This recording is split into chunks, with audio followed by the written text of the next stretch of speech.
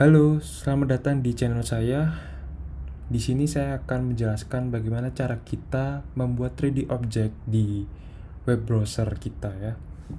Sebelum itu, perkenalkan nama saya Robertus Adrian, saya seorang developer. Di sini saya mencantumkan 2 media sosial. Mungkin teman-teman bisa tanya langsung di media sosial yang saya punya. Oke, sebelum itu saya menjelaskan teknologi apa yang bisa menggunakan atau membuat 3D objecting di web browser. Ya, salah satunya adalah WebGL atau biasa disebut orang Web Graphic Language. Web Graphic Language adalah sebuah JavaScript API. Mungkin teman-teman bisa tahu bahwa JavaScript API ya, atau biasa disebut Application Programming Interface, di mana kita bisa mengambil suatu data atau mengambil suatu function di API itu sendiri.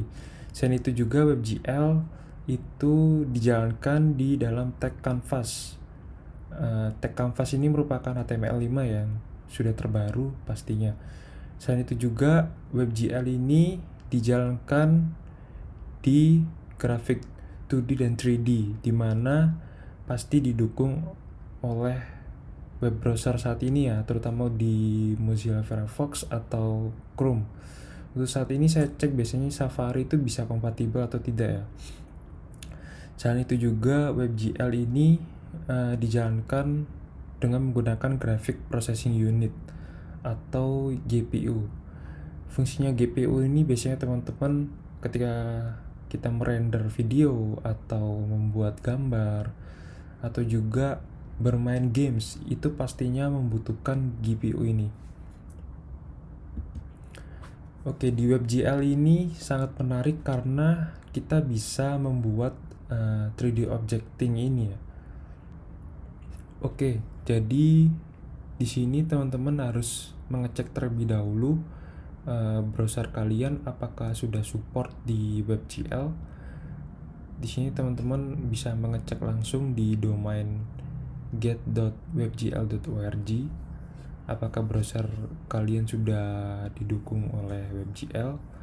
Ketika sudah dicoba, di sini saya mengecek cara bukan mengecek ya, yaitu membuat 3D objecting pertama dengan WebGL. Tetapi ini sangat susah ya, karena kita harus menghafal setiap angka itu bisa membuat 3D object seperti ini. Sebenarnya ini sangat susah sekali, tapi bisa sih. Tapi di sini saya akan menjelaskan yang lebih mudah lagi, gimana sih cara kita membuat 3D object pertama secara mudah tidak menggunakan ini. 3JS. Ya, 3JS ini merupakan JavaScript library di mana bahasa yang digunakan 3JS ini merupakan bahasa JavaScript ya. Tidak menggunakan bahasa-bahasa lain. Ini hanya semacam library saja. Tapi library ini sangat besar dan banyak yang harus kita pelajari satu persatu ya. 3JS ini dibuat oleh Ricardo Capello dan Mr. Dobbs. Mengapa sebenarnya kita harus belajar 3JS ini? 3JS ini yaitu bagaimana cara kita membuat 3D website. Selain itu juga kita bisa membuat website dengan membuat game atau membuat produk atau informasi itu dengan menggunakan 3D object. Oke, di sini saya membuka web dari 3JS.org. Jadi sebelah kanan ini adalah kumpulan project-project orang yang sudah sangat hebat sekali ya dalam membuat 3JS di website mereka. Di sini adalah salah satu favorit saya website ini.